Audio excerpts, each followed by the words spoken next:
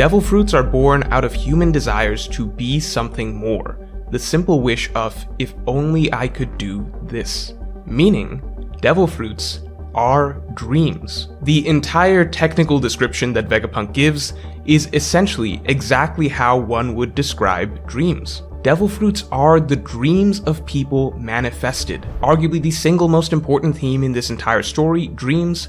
Well, the amazing devil fruit abilities we've been following this entire time are simply representative of the power of dreams themselves. This idea that devil fruits are in fact a power that may literally be born from the blurring of lines between dream and reality, between fantasy and actuality, is not something new. Rather, the notion that truth and imagination are one and the same has been woven through the entire story, and is finally becoming more important and more explicit than ever before as we approach the concluding ideas of One Piece, and particularly the final role of the main character, Luffy. This video will be breaking down how not only has Oda been laying the groundwork for the idea of dreams brought to life throughout the story, so too does the way devil fruits work perfectly reflect the messaging surrounding dreams in the story so far, and adds many layers to the power system of One Piece and the concept of Luffy as well. But before we get into it, make sure to subscribe and make sure that you have time to eat healthy, delicious meals during this holiday season with Factor,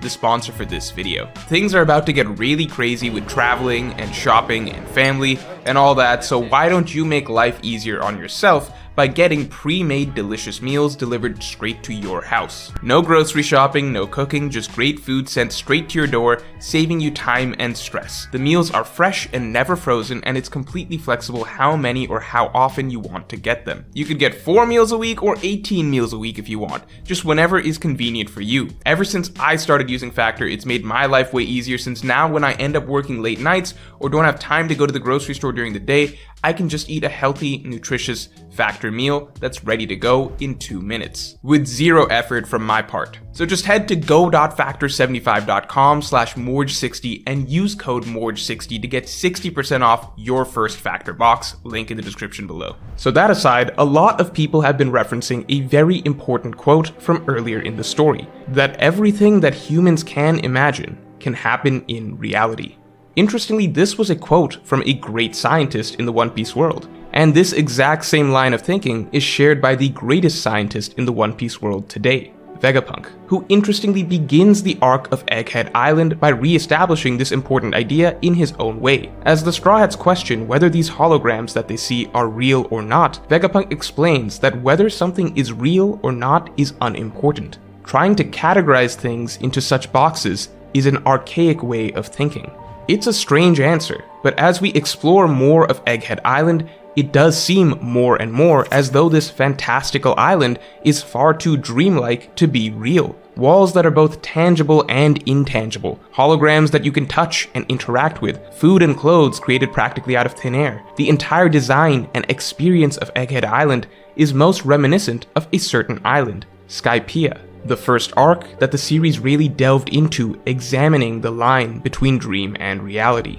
And so let's look back at the ideas that Skypeia established. Again, the arc begins with the message that anything humans can imagine is a possibility in reality. And from here, the Straw Hats are pitched an idea that is simply nonsensical, completely and utterly illogical, scientifically impossible, that there could even be an island floating in the sky. From then on, Luffy's conviction becomes that such an island simply must exist, and he's willing to bet his life trying to find it. This clashes with the more grounded realism of characters like Bellamy and even Nami. In particular, Bellamy attempts to demystify the nature of the One Piece world, explaining that all these fantastical islands and concepts that we are seeing, all of it can ultimately be explained with logic, rationality, and science. But that is not the message of the arc. The message of the arc is that to believe in something that does not make complete rational sense, the choice to believe in a more magical world, that is the essence of romance. That is what it means to dream. And the Straw Hats' decision to bet on a more fantastical world, to bet on a dream, is rewarded with the reveal that yes, even the wildest fantasies that humans can imagine can in fact be a possibility in reality. In retrospect, the lesson learned between Jaya and Skypeia, that there is essentially no reason that dreams cannot be reality, plays perfectly into the origin of devil fruits as is being explained today. Maybe at some point we will get a more technical explanation of how people's dreams manifested at fruits, but at the moment it does not seem important, as the messaging throughout all of One Piece has been that there is no reason that dreams cannot be reality. In the literal sense, One Piece's consistent messaging that dreams can be reality is meant to apply to our real world, our own lives. The idea being that with a strong enough dream, there is no reason you cannot make it a reality. There is no reason you cannot achieve what you wish to achieve. However, as One Piece is a fictional fantasy world that aims to capture the essence of this message, the very nature of the world, therefore, aims to capture the essence of a dream brought to life. If so many strange islands and phenomena that are dreamlike in nature can exist, then why too can't the dreams of people be so profound that they can manifest in some tangible way? If an ocean can exist in the sky, then why can't a man fly? Why can't a man become fire? The explanation of devil fruits perfectly fits with the already exaggerated world of One Piece, as I explain in this video, and it adds even greater meaning to the power of dreams in the story. And interestingly, it gives even more meaning to what Luffy represents. Throughout the series, Luffy has represented the embodiment of freedom. Not just the most free-spirited man on the seas, he is essentially freedom itself, and everything he does and the way he thinks is the purest incarnation of freedom. Which is why it's so fitting that the Nika fruit chose him. As if devil fruits are born from people's desires, the dream of a sun god that would bring freedom wherever he goes, it does not even matter at this point if such a sun god exists or not. Whether it is truth or fiction, the dream of freedom is what matters, and by eating the Nika devil fruit, that is what Luffy has become. In a world that is oppressed by an all-powerful, controlling regime, Luffy is the perfect figure to break that hold and bring the dawn. As Luffy very literally is, the people's dream of freedom brought to life. That is what it means for him to have eaten this fruit, and that is what it means for him to be Nika. Now, as fascinating as this video is, I know you're having a hard time concentrating because you can't take your eyes off the beautiful poster in the background. This is one of the best pieces of One Piece artwork you will ever see, by artist Wafflo, and we worked with him to get it produced in high-end texture on premium paper stock with a smooth, silky satin finish. And you can get it for yourself or someone you care about this Christmas through the Morge store. This poster could be on your wall. Just hit the link in the description below to get it for yourself or as a Christmas gift today. Now that aside, it should also be mentioned how brilliantly thought out it is that the arc that Oda establishes the idea that dreams and reality can be one and the same is the same arc that he began establishing the idea of a sun god that people look to for deliverance. And it's the same arc that we first began getting imagery of Luffy as some sort of a larger-than-life figure, a mythic hero that could conquer even God, an idea that has turned into reality in the modern-day story. This also makes the abilities of Luffy's fruit make even more sense for the One Piece world. They seem to bend reality in a way, but the whole point is that what is real and isn't doesn't matter. That is too rigid of a way to think. And as freedom incarnate, Luffy's fruit is the ultimate representation of that idea, so why should reality have to work in one specific way? It can be anything Luffy imagines. And that's just the tip of the iceberg. The further we go down this thought process of devil fruits representing dreams, the more and more layers of meaning are added to One Piece's power system. In the One Piece world, as far as we know, has a devil fruit ever been destroyed? No.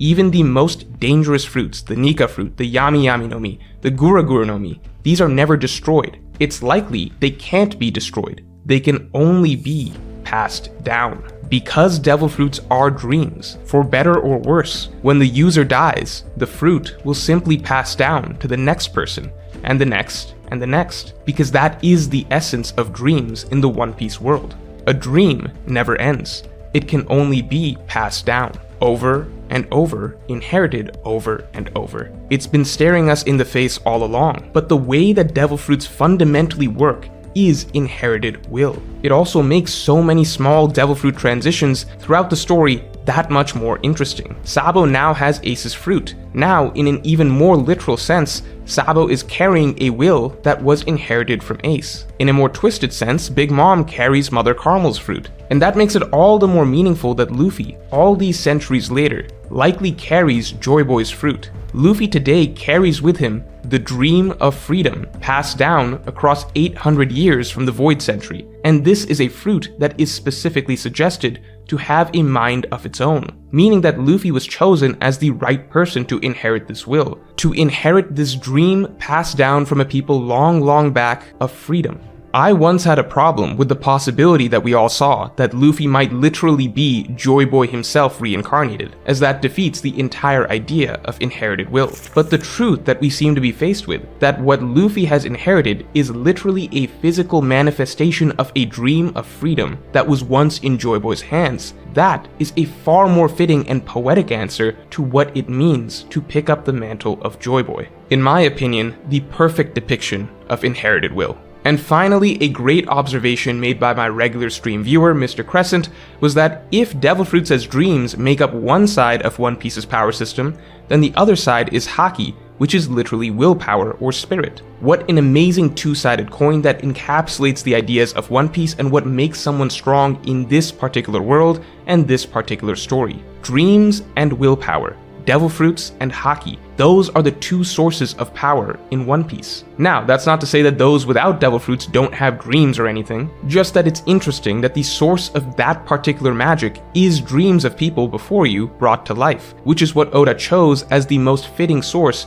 behind that power set in this story to align with its themes. It's also interesting that ultimately, Haki seems to be stronger and more powerful even than Devil Fruits, which, if we wanted to read a bit more into, we could speculate maybe suggests that willpower ultimately matters more than just a dream alone, though it might be too early and too little to say that that is the message Oda is going for, just an interesting idea. However, something that certainly does seem intentional is that at the end of the day, by the conclusion of the story, Luffy will likely have both the Nika fruit, the freedom fruit, and the strongest Haki in the world, meaning that at the end of the day, the one who brings the dawn symbolizes two things: the dream of freedom and the strongest will to carry it out. I think that is a fantastically well thought out power set for the main character of One Piece to ultimately embody, as it simply is the perfect representation of who Luffy is. A man with the grandest dream to be the freest person, with the strongest will to see it through.